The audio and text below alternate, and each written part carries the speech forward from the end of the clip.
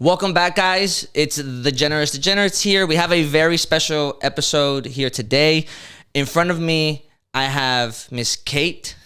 Is it? Do you like it being like your full name, your two names? Yes. It's Kate. Lincoln Goldfinch. Uh-huh. Perfect. Can you tell us? I don't even want to do the introduction. Okay. I want you to be the one because this is a very big deal for us today. So, Kate, tell everybody who you are and what it is that you're up to these days because I know it's big. Thanks. I'm excited to be here chatting with you today. Thank you. So I'm an immigration lawyer. That's what I am by background and passion. I'm based in Austin, Texas. I've been doing immigration law for almost 20 years. My mission is to keep immigrant families together. And it's harder work now than it has ever been before. And all the time I've been doing this, there's just a lot to be done.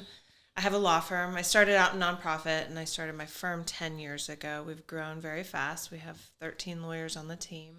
Wow. And help immigrant families all over the United States. Immigration law is federal, so we're not geographically restricted. And I'm also happen to be currently running a campaign for the Texas House of Representatives. This is my first time running a campaign, so I got a lot cooking these days. Yeah. Congratulations. That if I had like a soundboard, this would be the this would be the crazy moment. Talk to me about the campaign for a second. How's that felt? You've learned a lot, I assume. I'm learning so much. I'm a couple of months into the campaign, and I actually am really loving it. All the people I'm meeting are really interesting. It's been fascinating. The hardest part is raising money. That part is the worst.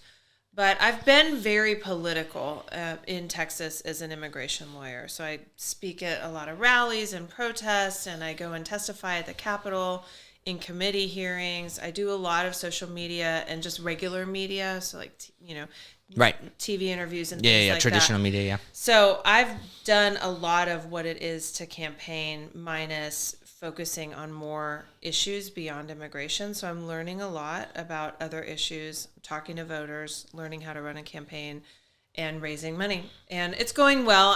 I'm running for House District 50, which is Northeast Austin. It's actually where a lot of my clients live already. I've been in this district for about 20 years, so it's my stomping grounds too, which feels nice. And I think I've got a good shot. We'll see. The current representative is a guy named James Talaricos. Yes. We know him. Yeah. So he's running for U.S. Senate. A lot of people are hoping he might flip that seat blue. A lot of people love him. He's amazing. And so because he's running for the Senate, his spot is opening up. And so, right. Yeah. I think he's uphill and against the wind for sure. Yeah, but it's interesting because I think it was last session, he was really disillusioned as a Democrat in the Texas House. It's really hard being a Democrat in the Texas House. Believe me. Yeah. We know. Yeah. So he said this on the Joe Rogan show where he thought about what else he would do with his life. And he was thinking about going into seminary and started really studying the Bible and Christianity. And ended up sticking with politics, obviously, but he's been bringing a lot of that teaching into his messages. And I think, I don't know, I'm an optimist, but that might be the thing. His ability to speak Christianity to people might be the thing that allows him to reach across the aisle. We'll see. Yeah, I think, if you, just to stay on that point for about a minute here, if you compare his strategy compared to Beto, for example, I think that's one of that might be a sticking point for West Texas to make sure that they don't feel alienated on a personal front. Whereas I think national politics does a really good job of separating left and right on a religious basis. Right. And it may be intentional, it may not be. Who knows what the right-wing propagandists do or what their strategy is, but it's a decent enough strategy to where at least in Texas you can definitely feel the like drawing in the sand of like, oh, you're on the left side of politics. That means that you're not the kind of Christian that I am or something like that, right? So anyway, I want to know a little bit more about you in general. Like, why immigration law? Talk to me about your trajectory. Maybe like, I mean, you can start as early as you want, but just like how you ended up at immigration law. Because I think that I think personally speaking, it's a very soft spot for me. I just became a citizen in July. Thank you so much. It was such a overwhelming feeling to say the least. Man, so wonderful. But to say that the immigrant experience in the United States, Texas specifically, is we can wait a little bit, but to say that it's a tough experience is it's not enough. There's not enough words that can describe how accurate that is. So I think first and foremost, thank you for all of the work that you've done. I'm sure that it's not an easy job, and it tugs at the heartstrings a lot. But how did you end up at that being the primary focus of your practice? Yeah, I feel so fortunate to have chosen immigration law as a profession. It is honestly the honor of my life. Other than raising my two daughters, being able to work with immigrants, get to know immigrants, and help keep their families safe is just the greatest fulfillment I could ever imagine. I mean, it makes me like get emotional just thinking about it. It's I think about this every day, how lucky I am to have picked a career that is important and fulfilling. Because not everybody gets to do that in life, and I'm aware of that. My journey is that. So my dad he was born in Paraguay, raised in Costa Rica, but he never spoke Spanish with me because my mom didn't speak Spanish. But I saw my dad; he's a poet, and he would write poetry in Spanish, and I was just really drawn to the language and the culture, and watching my dad be able to do that. So I studied Spanish all the way through school. And when I went to law school, I knew I wanted to do social justice work. And I tried going into politics. I worked at the Capitol, and I actually didn't love that. And I tried working with survivors of domestic violence, which was a very important experience, but it wasn't the career that I wanted. Right. And so I signed up for the immigration clinic because at UT Law, where I went, University of Texas, you can practice being a lawyer in different practice areas in these clinics. And so I did the immigration clinic because, honestly, I wanted to use my Spanish. It was like I didn't think that many steps ahead. I wasn't thinking that this was going to be my career at that time. And this was about 20 years ago, 2006, 2007, and my professor sent me to do an intake with a family. And it was during George Bush's administration, and the first family detention center for asylum seekers had opened up near us. I didn't know any of this at the time. In my mind, this is like a nation of immigrants, and everything we've got on the Statue of Liberty is how we practice. And I just was like naive. I wasn't clueless. I was naive, And so I went to this detention center to do an intake with this first family. And they were asylum seekers. It was a mom, a dad, a little baby girl. She was 5 months old. They were from Iraq.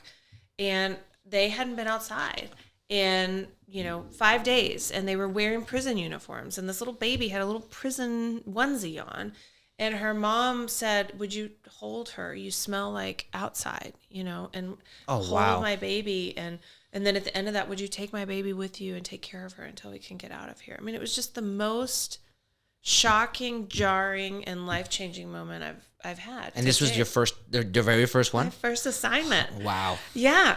And so I remember I went home that night and I was crying like, what is happening that this is going on in this nation of immigrants where we all love the fact that we are a nation of immigrants? I just didn't know this underbelly of anti-immigrant sentiment and racism and xenophobia. I just had not been exposed to it at that. I grew up in Austin, Anyway, I decided on immigration law as a career, and I worked with families in detention for a couple of years doing that. And then I went into private practice where I do all the other types of immigration, except for employment. I don't do employment immigration, but I do a lot of, if you think about immigrant families needing help. So spousal petitions, family petitions, citizenship cases, humanitarian. I do a lot of crime victims, domestic violence, trafficking, people who have suffered workplace abuse and mistreatment, detained cases, people who are defending against deportation. That's all what I do and what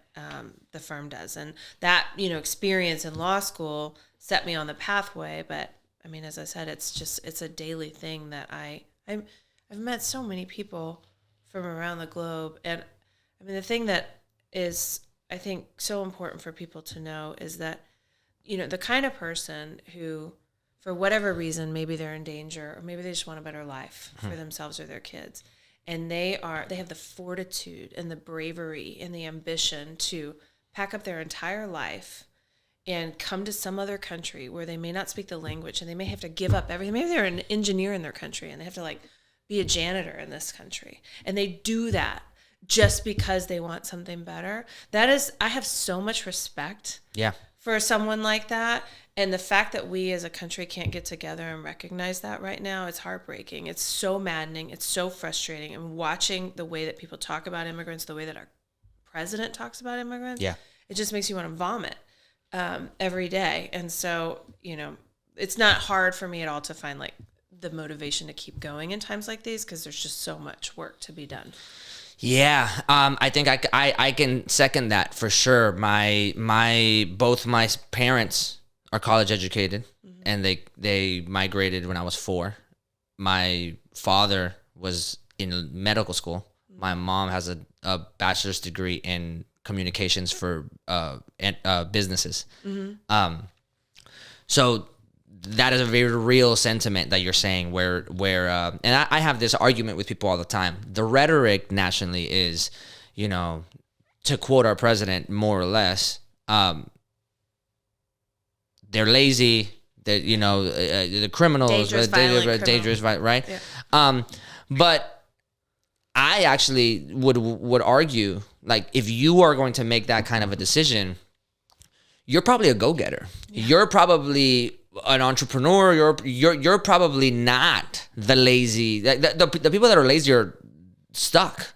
By definition, people that are lazy don't do anything. Yeah. So for them to cross the desert would be an insane thing. It's for an actual lazy person to do. That's exactly right. You know what I mean? Yeah, no, the cartel bosses, they're happy right where they are. They don't have to need to come. Right. So it's really refreshing to hear that in this time especially.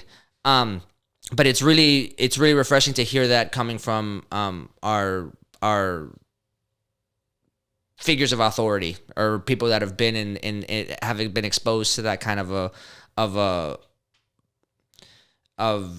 nooks and crannies type of vision of America. Because to your point, I think a lot of people would be naive in that sense. I think about the rural voter in Kansas. I think about the rural voter in Montana. Right? It doesn't shock me that the national rhetoric really pierces to them in a way that incites fear, because they're not exposed to those nooks and crannies of the immigration system in a way that would make you think oh, this might be a humanitarian problem, not a Fox News talking point, right, for an election cycle, right? Has that informed the way that obviously it's kept you in this profession, right? It's just been almost 20 years. Has that informed anything else in your life, your family, the way that you make decisions? You've stayed in Austin. You've chosen to stay in Texas, which I think is very commendable. There's a lot of talk outside of Texas about how Texas is so quote unquote bad or backwards, or and I'm a big advocate for Texas is actually a lot more purple than you think. But there's a very, very powerful coalition that keeps it red, right? Very rich and powerful. Right. Small, too. Super small. Yeah. There's a theme here in American politics. That's right. Small group of rich people. Yeah. Yes, I would say to your question, does this anti-immigrant rhetoric keep me in? And the answer to that question is absolutely. Because, I think to your point, what Trump and conservative politicians like him have tapped into is the fact that there are a lot of rural people and a lot of people in America who are struggling. and they feel scared and they don't know what their future holds and they feel kind of bad or shame about themselves and their achievements in life. And when a politician comes before them and says, the root of all of your problems, the cause of all of your problems are these other people. And did you know that they're also rapists? And they also commit incest, and they also eat your pets. Did you know that all that's true about them? Oh, and they're stealing your jobs. Right. And they're putting your children, they're murdering your daughters as they go on runs at night. That's what all those people are doing. And so all these people who are just kind of feeling kind of bad, they grab onto that message so strongly because fear is a powerful motivator, and it kind of alleviates some of their self-responsibility for their circumstances. And Trump knows exactly what he's doing, and so do, all the other people around him. So they push out this message, and in my opinion, the Democrats and the other side of the aisle, the pro-immigrant people, have really failed in the messaging. Biden failed. Kamala Harris failed in the messaging about how important immigrants are to this country. I mean, every statistic you look at shows you it's not even just, construction and landscaping. It's like innovation, tech, entrepreneurship, right, economy. All of that is better because of immigration. And what we should have had was somebody countering this narrative just as loudly all through all of this stuff. But Biden was pretty quiet on immigration. And so it really allowed Trump to define immigrant, and immigration as a dirty word. People just clamored to that message, and then boom, here we are. And so I have, I think I'm a white lady, right? And so here I am, like, spending my life talking about immigration. But part of it is that I use my privilege and the fact that I don't have to be afraid of getting deported to go on Fox News, to go on conservative media, to go into these rooms and spaces and be like, you guys are wrong. Right. And I'm going to debate you right here, and I'm not afraid of you, and I'm going to run for office. I'm going to do all that stuff. So, yeah, the fact that the messaging has gone so awry definitely motivates me to get in and fight even harder, because I think that's what everybody should be doing, but especially the allies, especially the white people, especially the citizens who don't have to worry about their families getting torn apart. Because immigrants, frankly, they don't have free speech right now. They actually can't go to the protests and the rallies. They can't post on social media. So those of us who can, even for everybody, it's a little bit scary right now because they're surveilling everything. But those of us who are not worried about being deported, we're not worried about our families being torn apart. We need to be louder than we ever have before in our lifetimes, for sure. And so it's a duty, in my opinion. A moral duty. Yeah. That's powerful. And refreshing, because as somebody in your position that's running for office, I'm not sure that kind of a passionate response, or I'm not sure those kinds of words specifically about Democrats have failed. I'm not sure you'll get that from any politician that's trying to keep their seat or keep the status quo or play ball so that they can, insert whatever here, right? Donor money, constituency, whatever, right? Like, I'm not sure you'll get that kind of a passionate response, because people on it seems like, you can corroborate this if I'm wrong, or correct me if I'm wrong, that Democratic politics at the more national you get, they're playing more to being preservationists to their own job, as opposed to the moral duty that they should be feeling, to your point. Well, and I think the Democrats also we have allowed ourselves to be defined by the Republicans. We haven't taken control of the narrative and of who we are and of what we stand for loudly enough. And whether that's a failure of leadership or just the partisanship of politics and the party and all of that. But I'll tell you one thing. In Texas, I learned recently that the Texas Democratic Party has 0 people on its staff who do Spanish comms, social media, any comms in Spanish. And here in Texas, 1 in 3 households speak Spanish in the home. And we wonder why the Democrats are losing the Hispanic vote. Right. So it's just, I mean, that's an element of it. I think overall the Democrats need to redefine ourselves and have some unity about what we stand for, regular working class people. And you see some of that, I think, arising right now. Like, we're starting a battle. You see that in like the quorum break in the Texas legislature this summer, and the shutdown that's going on right now for the ACA benefits. And like Democrats are starting to like stand up and get a little scrappy, which is good. But yeah, I'm not afraid to say Not enough though. Yeah, but I also haven't been in politics long enough. I don't know who I'm going to piss off by saying that. But that's part of like... Yeah, we've got to be careful, Kate. Yeah, We've got to be careful. You know what? I'm not doing that because actually when I was thinking about running for office, I said yes. I was like, okay, I'm going to do this. And then I had this moment where I was like, wait a minute, I'm going to have to like start dressing different and muting myself or diluting some of my messaging. And I'm not willing to do that. Like my life mission is to have integrity, be authentic, tell the truth, even if it's scary. And if I'm going to like go down some path where all of a sudden I have to become a different person, I'm not willing to do that. Right. So I tried to back out. And then I was talked back into it by people who are like, this is why we think you should run. Because you are a political outsider. You are someone who's willing to go in there and speak the truth, even if it means you're not going to get elected, or even if it means you're going to piss off the party or whatever. I don't think that I would based on the things that I'm saying, but I would be willing to if I thought the party was going awry. I would definitely say it. Yeah, I think at best you'll probably get a dinner from somebody that says, hey, maybe you need to like pick better words or anything or something like that, which is the same thing as censoring yourself in some way, shape, or form, right? Sure. Like it they'll find synonyms for it, but I can see it. I can see it happening.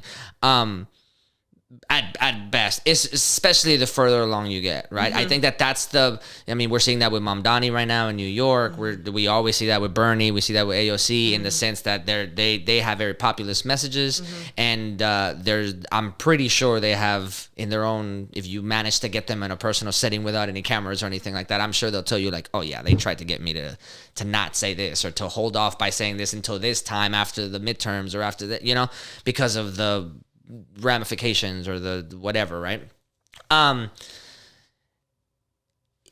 The people that got you to run, like to get back on the horse, was that your family? Partially, surprisingly. My husband and I have been together for a long time, and he has said all along, you're gonna run for office someday. And the whole time I've said, no, I'm not. I'm not gonna do that. I don't want to do that. That's adorable. Yeah. So when I told him yes, he was like, yeah, I think he said, hell yeah. And then when I tried to back out, he was bummed, and so I have a lot of support at home. My 13-year-old is pretty pro.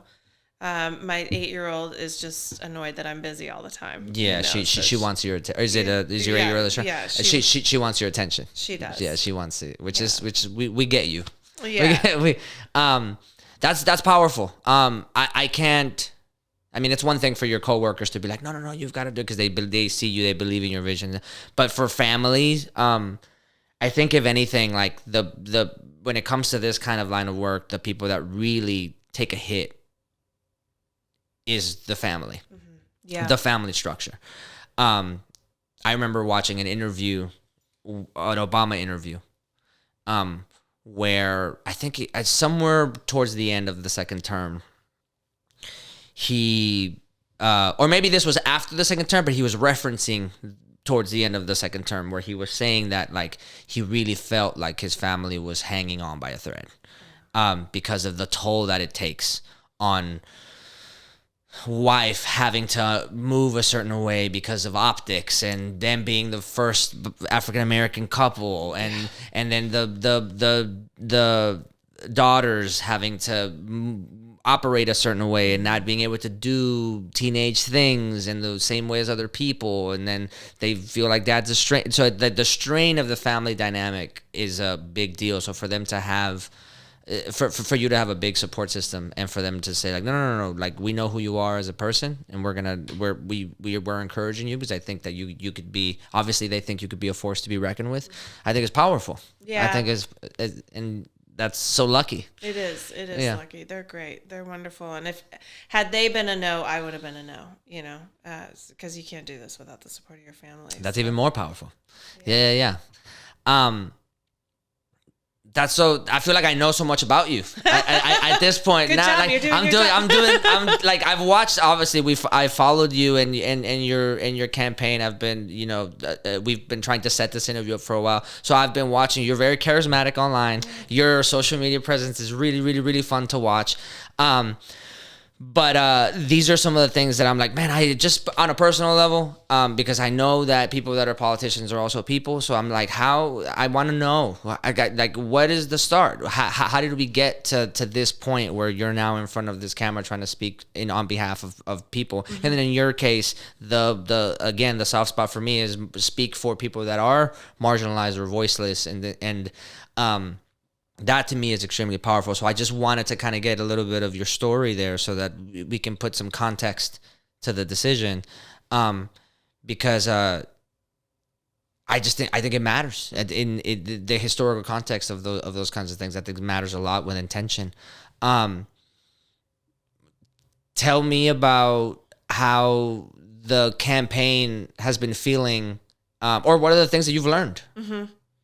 Because I'm sure it's new. It's brand new. I'm only a couple of months in, and there's a whole strategy to running a campaign, and people focus on different things, and everybody has advice. That's one of the things that, it's like anytime you go into some new venture, especially one that's public, a lot of people are going to weigh in, and so having like a real strong sense of self and, call it intuition or whatever, I think is really critical, because you'll get people pulling at you in all different directions. So figuring out who your advisors are, mm-hmm. Making sure that you trust them, and then doing what they tell you to do, and not listening to a lot of the other noise. There's so much noise. And, one thing that's kind of wild that I didn't necessarily anticipate so much, but I should have, about running a campaign is that it's different than being an immigration advocate like I've been, and a spokesperson for immigration or whatever. When I go on the media and I get a ton of hate comments, and people will attack me personally. I mean, they attack the way I look and the way I speak and all sorts of things. But I'm there. I'm there as an immigration lawyer speaking on the cause of immigration. But when you run for office, you become the product, or whatever word you want to use, and so it's a wild thing to invite anyone around you to opine and judge you for who you are as a person, what you stand for, what you believe in, how you show up in the world, what you've done, and whether you're worthy. And that is the reality of politics. That's what you do when you run for office. I'm not saying that it should be a different way, but that reality is jarring, for at first. But I think even just a couple of months in, I can already feel my skin thickening, when I go into a space and there's judgment all around me, and I've decided what matters to me. And there are people whose opinions really do matter. And then there are people whose opinions just don't matter to me. Mm-hmm. So that's one big lesson. And then, how to run a campaign. Raising money sucks. Raising money always sucks. It's the worst. Oh, God. I'll tell you, we're self-funded, so raising money sucks. But yeah, I get that part. Is that ever a point of concern for you, with knowing that it's a necessary evil in the world of politics, but then also, does it come with an implied, especially the bigger that you get? Are you ever thinking about that, or do you even have aspirations to go further along than what you're going through currently? Just staying present. I don't know. Do I have big aspirations? I'll tell you what my aspirations are at the end of this lifetime. If you think about what do you want people to say at your funeral? I want people to say, that I was a good mother, a good friend, a good wife, and that because of my actions, that the conversation around immigration and the policies around immigration in this country changed. So would that probably lead me to something else, whether that's in politics or not? Yeah, I'm sure. That's what I'm after. That's what I want at the end of this life, is immigration reform and people to respect immigrants when they talk about them in this country. Okay. Get back to that. That's actually very specific. Yeah. Yeah. So it's also great because it also means, each of these steps along the way, I'm not losing sight of the North Star. That's your North Star. That's it. Immigration reform. It is. It is. That's very powerful, because I think that is the most non-politician answer that you've ever that a politician, Yeah. Because you prepare for it. You're like, oh my God, the politician is going to give me a political answer, right? They're going to give me the song and dance. So for you to just be able to say like, no, I want one thing. This is the thing that I'm going for, because this is the thing that where my heart really lies, and doesn't really matter if it's through this avenue, all of the avenues. Like, that's what we're working towards. That's it. And so someone might say, okay, well then why are you running for the Texas House? Like, what are you going to do in the Texas House about federal immigration reform? Well, I'll tell you, the state of Texas is a complete disaster when it comes to immigration policy. This session we revoked in-state tuition for Dreamers. Like, thousands of students are having to withdraw from school because of this policy. Right. We mandated sheriffs cooperate with ICE all over the state of Texas, even though just sheriffs came in and testified that they didn't want to. Last session, we had Senate Bill 4, which created a whole deportation mechanism within the state of Texas. And we've spent, since 2020, I think it is, $11 billion on immigration enforcement in the state of Texas. That figure represents 20% of the public education spend. So let's just say if we were to take what we spend annually on Operation Lone Star immigration enforcement, and we were to funnel that instead toward public education in the state of Texas, we could give each teacher an $8,000 annual raise. We could triple the mental health services for students in Texas. We could add 60,000 more kids to free preschool. So is there other good stuff that we can do? Yeah.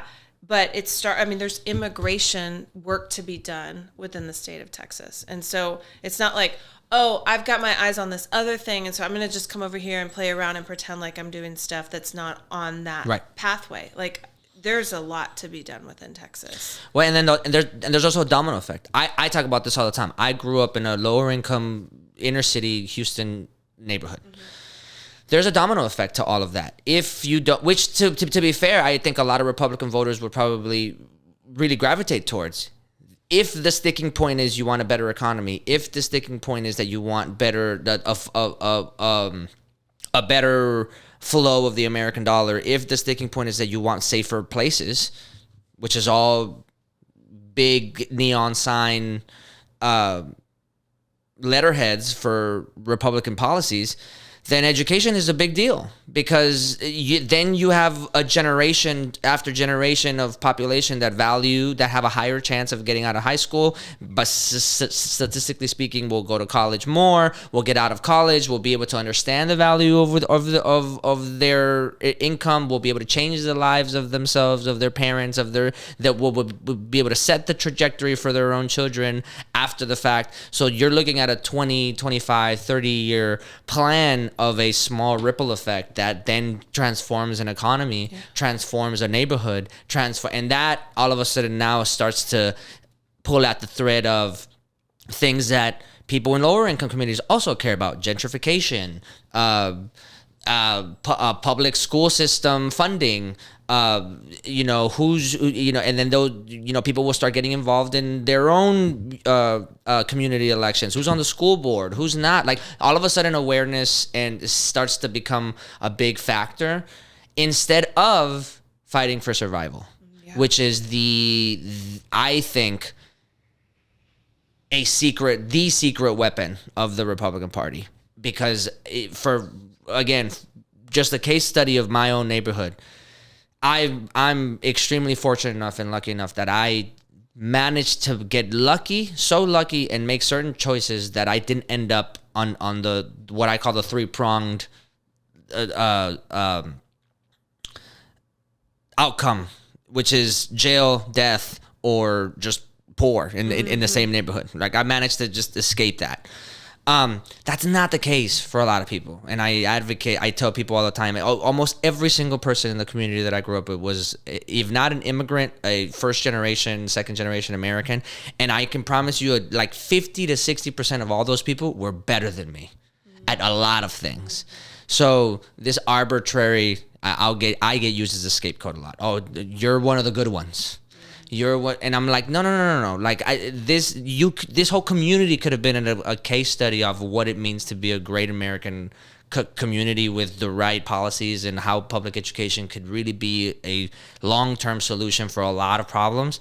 So the fact that you're able to say there's a lot of immigration problems that we have currently, funding the $11 billion, and then how immediately you say, well, we can change communities with that $11 billion in the long term. The fact that you can make that connection is very powerful, because I think that will resonate with a lot. It resonates with me for sure, because I can understand that value. And then it also really puts a big spotlight on the priority of Texas politics in terms of demonizing and villainizing people, right? You rather spend money on making people look like villains rather than spend money making sure children are getting educated.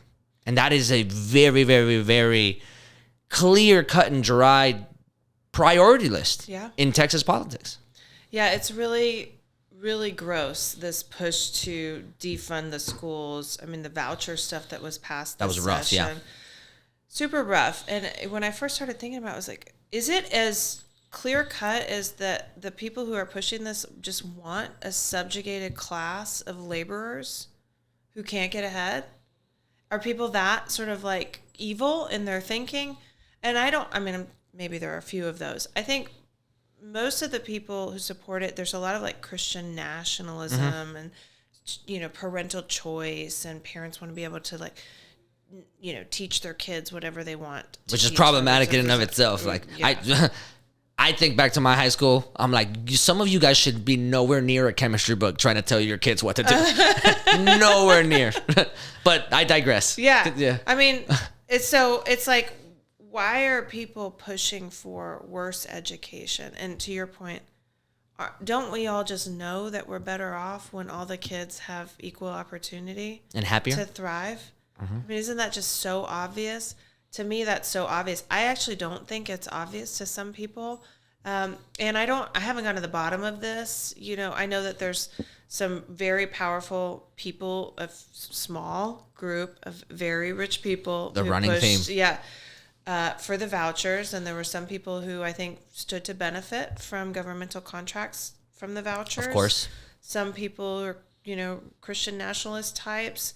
And I don't know. I mean, what they tell themselves behind closed doors. I haven't gotten to the bottom of that yet. But one thing is, I do pull at these threads. I am really curious about this, and I will tell the truth about what I'm thinking and finding.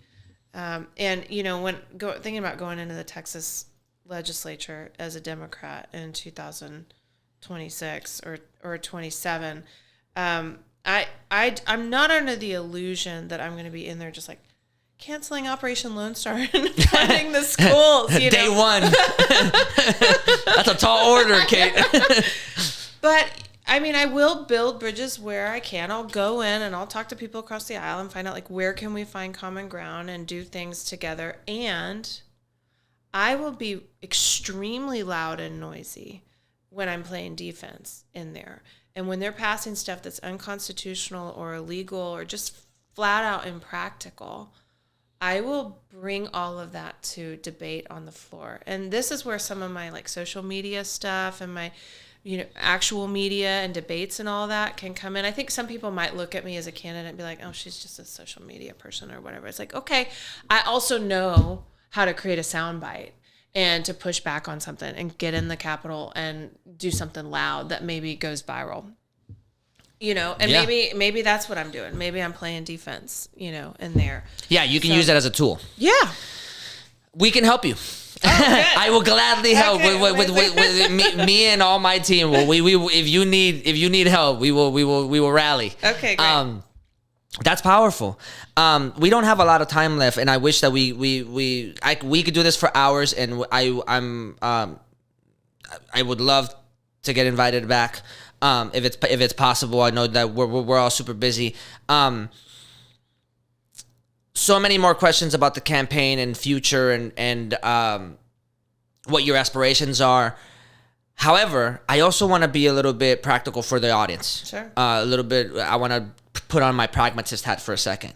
Because of your profession, because you're an immigrant attorney, I wanted to create a little bit of some hypothetical scenarios that we can clip out from this episode, because I think that the audience could really benefit from this. There's a lot of noise out there in the world, and I think the immigrant community, regardless, this isn't Texas specific, this isn't Mexican specific, this is everyone, right? To your point earlier about like your first assignment being an Iraqi woman, right? People are trying to survive and they don't have time to go look up the laws and the Constitution and the things like that. So I wanted to kind of throw out some scenarios, and from your attorney perspective, can you give me what the best thing to do in that scenario if you find yourself in that scenario, Yes. right? So if you're an undocumented worker, Okay. and ICE shows up at your job, what should you be thinking about? What are your rights? What would be the best case scenario in that scenario in terms of decision making for that person? Well, okay, before we get to the worker, I would have advice for the company, the boss, Okay. the owner, the manager, whatever. Okay. There are ways that employers can protect their laborers. And just like a house, is protected and the cops can't come in without a warrant, that is also true for a place of business. Okay. But it only applies to the private place of the business. So businesses should mark the private places so that it's clear where ICE can't go in. So I think there is some burden and onus on employers, organizations, churches, places of business to know and have your own safety plan to protect the people inside. I didn't even know that. That's fantastic. And there's a lot of, we have a packet that we've created for businesses so people can ask us about it, but We'll link it. Okay, Yeah. great. So there's a layer there. Now, workers who are undocumented, if ICE is like coming to look for you, I mean, hopefully they can't get in, but if they come and they've got someone on a list, you're not gonna be able to stop ICE from arresting you in that moment if it's ICE. So you have to kind of cooperate, unfortunately. I don't think it's helpful to show documents from another country, Okay. passport or matrícula consular. I just don't think it's useful to do that stuff. If you got a green card or certificate of citizenship, U.S. passport, carry that on you in this day and age. But all the foreign ID docs, leave them at home. Got it. When you get before ICE, basically they're going to detain you and they're going to take you to a processing center. The goal of ICE is to get this person out of this country immediately. So they're going to try to obtain an agreement to deport that person.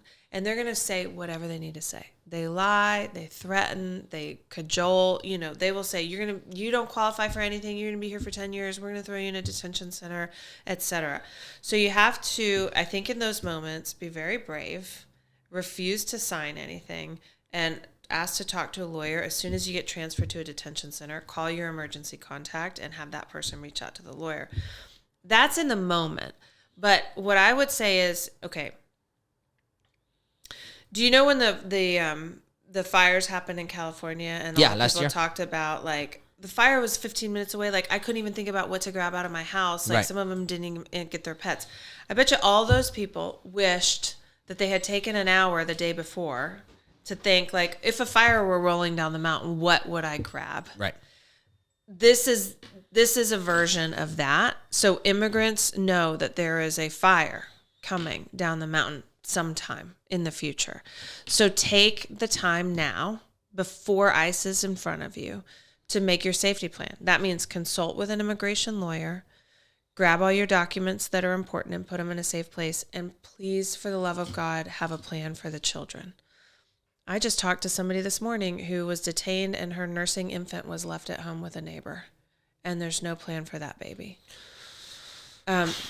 Every parent who is undocumented needs to know who's going to care for their baby. They need to have the caregiver authorization set up, and they need to talk to that person about, you need to be within 15 minutes of me 24/7 with your phone on, because people's kids are being taken by the state and they're not being given back. Like, some people are getting deported without their children, and the state is fighting to keep their children. And that is the reality. And so people have to plan. I mean, So protocol, strategy and protocol. beforehand. Now, if you're listening to this podcast and you're like, I'm undocumented, my husband's undocumented, my mom's undocumented, what have you, don't do anything else until you call a lawyer, make a consultation, have a safety plan, and have a family meeting about it. It is urgent. The family meeting thing is real. Yeah. I think that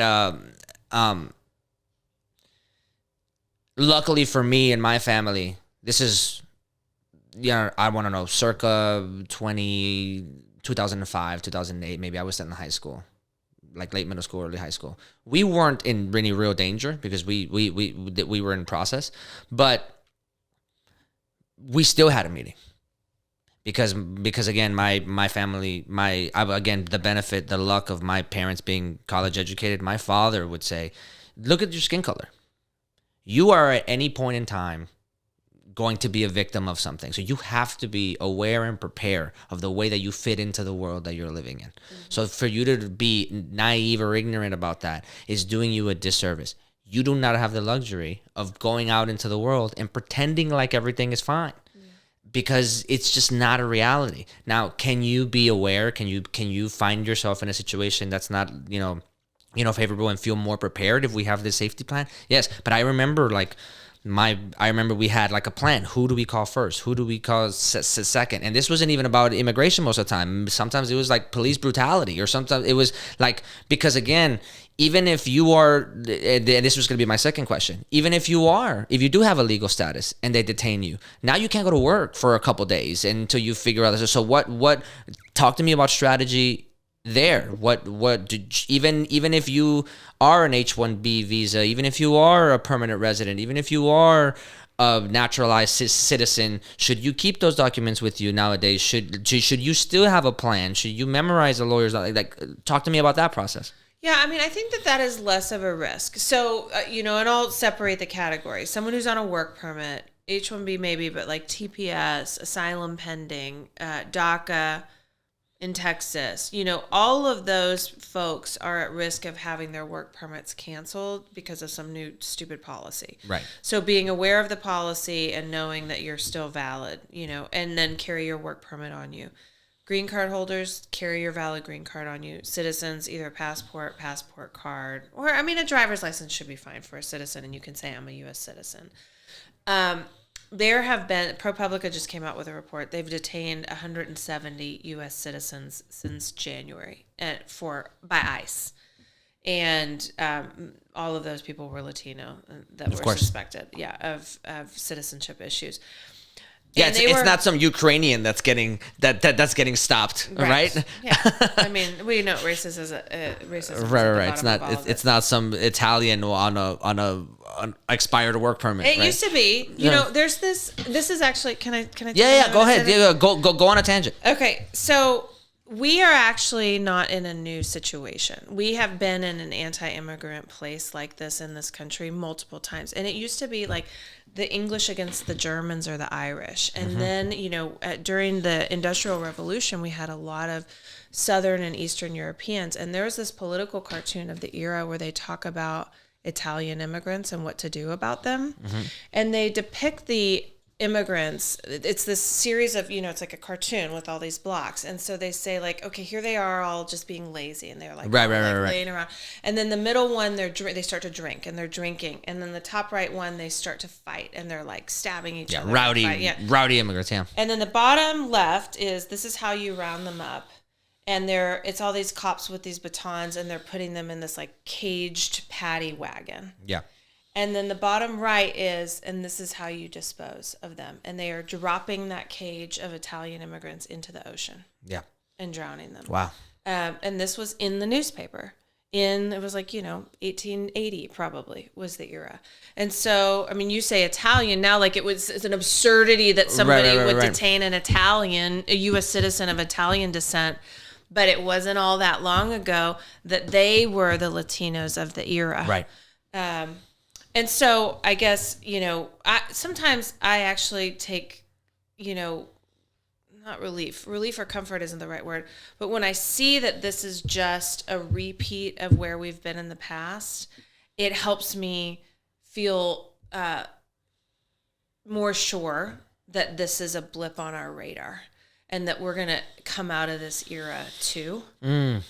Because all the things that have been said about immigrants now, or that are said about immigrants now, have been said in the past. Got and it. we get through these periods each other time. Yeah, I think I share that sentiment with you. I don't think that feeling assured or is the right word or or anything like that. For me, providing historical context, it gives me a sense of purpose, maybe, and it reminds me that we've always really been morally ambiguous, and that the history books tried to paint us as the adults in the room, and how we're going to be better. It's very aspirational.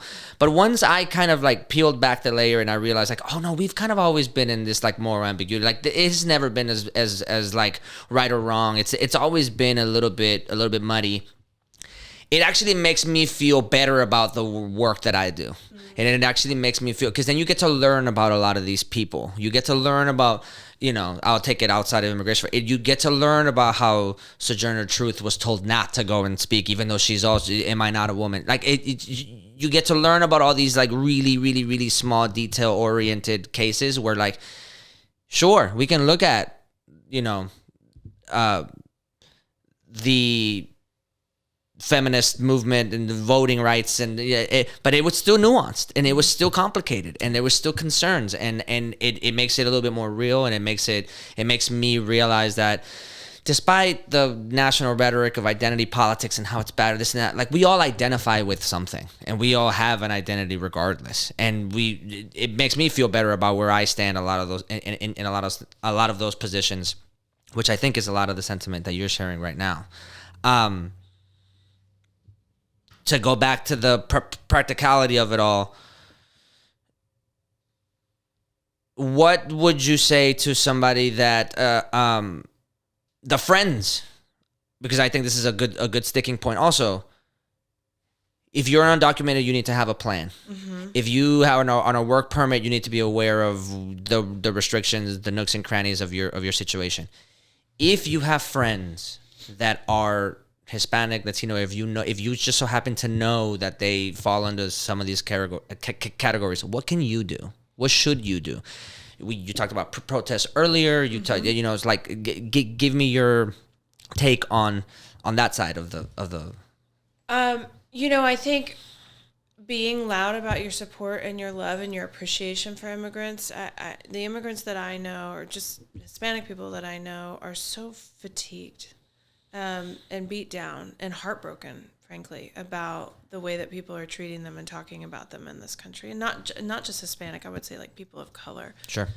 And so, any of us who can just demonstrate our love and our appreciation in little ways throughout our days. I mean, whether it's like, giving gifts or sending sweet messages or running errands or saying something nice on social media, like just showing love. But then there's the practical stuff about be the ones that are out there at the protests with the biggest sign you can find. Understand what it is to be a witness to an enforcement action and do brave things. I am not a proponent of interfering with ICE actions. I actually think that endangers people. Okay. Not everybody agrees with me on that. Okay. Not all the activists and organizers agree with me on that. In my opinion, however, if you see an enforcement action happening, unless you're like an elected official who's intentionally getting in the way and filming it, a regular sort of lay person, I think should not physically interfere. I think a regular lay person should get out their camera, record everything, because these are human rights abuses and, constitutional laws are being violated, and there is going to be a point of reckoning against these ICE officers who are violating people's rights. But it can't happen if we don't have evidence. Right. So recording what you see, taking good notes, and then if you're seeing somebody get taken on the street, instead of yelling at the ICE officer, because they're not going to listen to you, talk to the person. Stay calm. Stay calm. Don't let yourself get involved in the emotion of it. You are the witness, and you are there to help. And yelling and screaming and freaking out doesn't help. So ask for their name. Ask their, what's your mom's name? Who do you want me to call? Do you Wow, need me okay. to do anything? Talk to that person and provide your help and record everything. And then, a lot of times justice has to come later. Yeah, the legal process is slow. It's a slow one. So in the moment, it might be more prudent to be more proactive and think about how long this will play out, as opposed to like here in the moment, I need this person with a mask on to feel my wrath, because that's just not going to happen. I mean, people have gotten killed in these incidents. Now, has ICE taken a gun and shot a U.S. citizen who's interfering? No, that would be all over the news. But people have gotten run over. They've fallen out of cars. Right. ICE certainly believes that they are under threat. I mean, look at, the shooting in Dallas, where the only people who died were the immigrant detainees, and yet the messaging from ICE to the American public was, we're under attack. There was a shooter at our facility. Right. Their mentality, as wrong as it is that they are the victims. Yeah.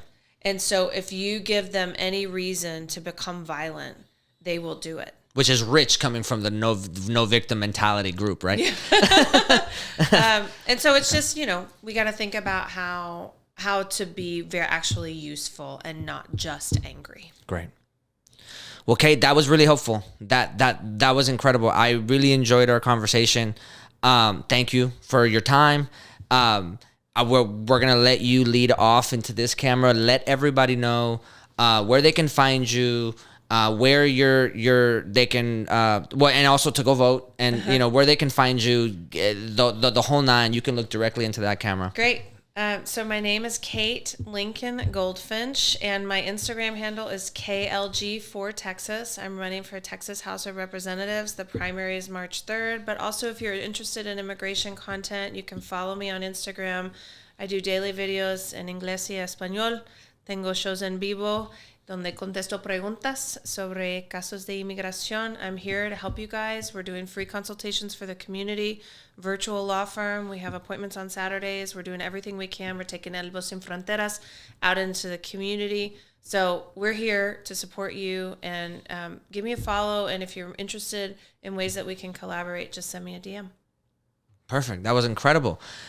On our end over here, everybody, please remember we are entirely self-funded. So if you can give us a like, share, subscription, send this to your friends. This episode is incredibly important for us because our name is predicated on a lot of the themes that we've been talking about here. The reason we're called Degenerates is because as immigrants, we often get labeled as degenerates. So we take it a point of pride to flip that on its head. I know that we do a lot of father, and we talk about a lot of silly things, but at the root of it all, we can't escape this part of our reality. So if you can give us a follow, that would be incredible. Thank you so much for your time. Until next time, see you guys later.